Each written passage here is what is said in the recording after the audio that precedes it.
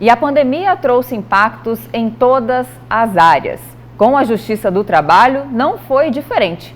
Diante do distanciamento social, o TRT de Mato Grosso passou a operar de forma remota. Várias ações foram implementadas para garantir o acesso da população à justiça, como o uso do WhatsApp e também de serviços de videochamada. E é para falar sobre os desafios de uma gestão frente à pandemia que está aqui no Jornal do Meio-Dia, o desembargador Paulo Barrio Nuevo, que é o presidente do Tribunal Regional do Trabalho aqui de Mato Grosso. Boa tarde, presidente, seja bem-vindo. Boa tarde, é uma alegria estarmos aqui juntos nesse informativo tão importante para os matogrossenses. Presidente, quais os desafios aí que o senhor tem pela frente aí nesse momento que nós não podemos falar ainda pós-pandemia? Melhorou, mas não acabou. Exatamente, nós tivemos 2 anos de trabalho que foram telepresenciais, praticamente todas as nossas unidades, sessões dos tribunais, as audiências nas unidades do interior, na unidade da capital de primeiro grau, nós funcionamos telepresencialmente. Conseguimos êxito com a nossa tecnologia, a nossa TI é muito evoluída e nós conseguimos, inclusive, não paralisar as atividades, apesar de toda a dificuldade no início.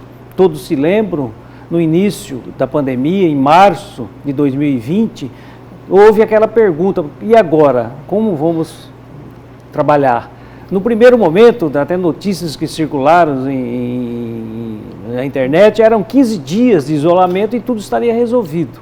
E aí nós vimos que até hoje nós estamos com essa dificuldade. Mas agora o tribunal já marcou o retorno das atividades presenciais para o dia 31 de janeiro.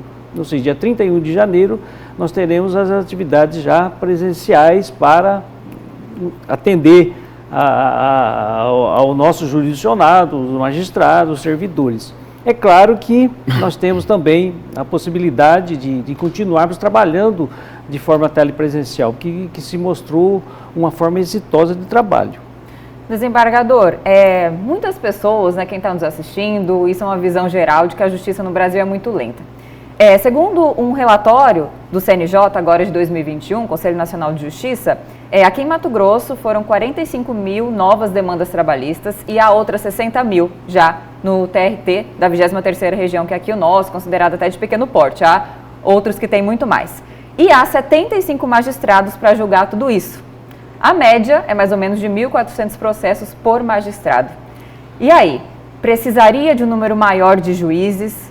Em contrapartida, se fala muito do alto gasto, do custo do Poder Judiciário, da Justiça do Trabalho, por exemplo, de 20 bilhões de reais, Judiciário como um todo de 100 bilhões todos os anos para os cofres públicos. E aí eu pergunto para o senhor, qual a solução? O ideal seria termos mais magistrados, a produtividade, como está tudo isso nesse cenário da pandemia? De fato, a nossa sociedade, as pessoas do Brasil, elas utilizam o judiciário no primeiro momento. Se você tem um desentendimento com o seu vizinho, em vez de você tentar alguma forma extrajudicial de conciliação, você imediatamente já ajuiza uma ação na justiça. É assim contra os planos de saúde, é assim contra as concessionárias de serviço público e é assim com os trabalhistas também, né? Ou seja, nós já tentamos diversas formas de solução extrajudicial de conciliação, mas não foram levadas adiante, de forma que o Poder Judiciário ainda é o primeiro socorro e é também a UTI para resolver os conflitos. Agora, o Poder Judiciário Trabalhista de Mato Grosso, veja, nós recebemos na semana passada o reconhecimento do CNJ, o selo diamante, sim, no sentido de uma alta honraria pela eficiência do nosso trabalho. Apesar desses números, a Justiça do Trabalho, ela é ágil, considerada ágil e eficaz. Certo. Presidente, nos últimos tempos aí, recentemente, não é? Com algumas mudanças que foram implementadas nas leis trabalhistas, teve ou não teve o desmonte da justiça trabalhista aqui no país, em detrimento do trabalhador para beneficiar o empresário? Olha, desmonte propriamente, não. É um exagero, né? Desmonte, não. O que aconteceu foi uma mudança drástica, talvez que necessitasse de maior discussão, porque foi uma aprovação, quem acompanhou o processo legislativo foi aprovado de atropelo, tanto que matérias importantes agora, recentemente, o Supremo declarou inconstitucional, como, por exemplo, a cobrança de honorários, a cobrança de custas das pessoas que são carentes e necessitadas, que na Justiça do Trabalho, diferente da Justiça Comum, eram condenados a pagar. Então, o Supremo agora, em decisão... Isso assustava o trabalhador, né? Porque ele não tinha dinheiro para pagar isso. Isso ocasionou um impacto no sentido de não vou ajuizar minha demanda. Vou citar, Lúcio, um caso para todos. Veja só como que era a nossa interpretação que era dada antes da decisão do Supremo. Uma trabalhadora foi dispensada da empresa e não recebeu as verbas rescisórias. Ela acionou a Justiça do Trabalho. A Justiça do Trabalho reconheceu que ela não havia recebido aviso prévio, FES, o 13º, não havia o FGTS, enfim, o seguro-desemprego. Todas essas parcelas foram deferidas para ela. Mas ela pediu horas extras e indenização por danos morais. Nessas duas parcelas, ela foi sucumbente, ou seja, perdeu. E foi condenada a pagar os honorários advocatícios para o advogado da empresa. Resultado, as verbas rescisórias dela alcançou R$9.000. Os honorários advocatícios do advogado da empresa, R$10.000. O que aconteceu? O juiz falou, o valor de 9.000 vai para o advogado da empresa, porque ela foi condenada em honorário advocatício. Agora eu pergunto, é lógico e razoável uma situação dessa?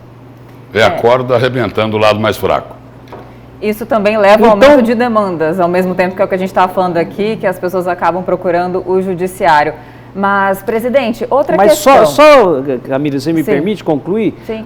Nesta situação, o Supremo diz, olha, se ela é beneficiária da justiça gratuita, ela não tem que pagar honorário para o advogado da empresa. É a empresa que paga o honorário do advogado dela.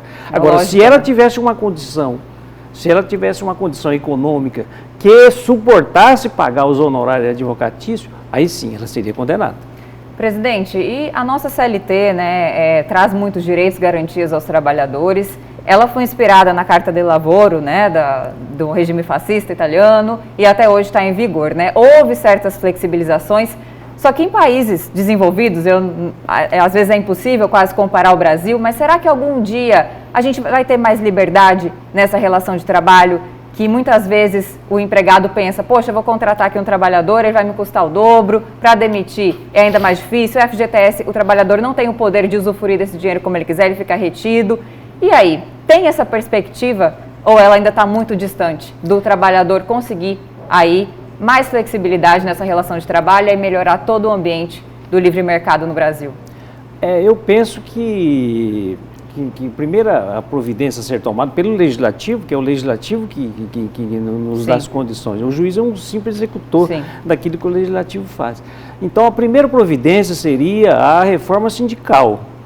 Estabeleceu uma reforma, nosso sindicato, a Constituição do nosso sindicato é lá de 1930 ainda, ou seja, nós não temos um sindicato que possa, de fato, com sabedoria, negociar os direitos dos trabalhadores. Então, o que acontece? O legislador, então, ele optou por essa proteção maior do judiciário, ao invés de colocar o sindicato como parceiro de igualdade de condições. Mas o trabalhador não teria uma possibilidade de ser mais responsável, decidir se o que fazer, por exemplo, sacar o FGTS, quantas horas extras ele conseguiria fazer ou não? O senhor acredita que ainda não é possível o trabalhador ser responsável? A gente vai para uma linha dos países mais desenvolvidos, né, que tem essa flexibilidade e, consequentemente, melhores índices econômicos e tudo mais.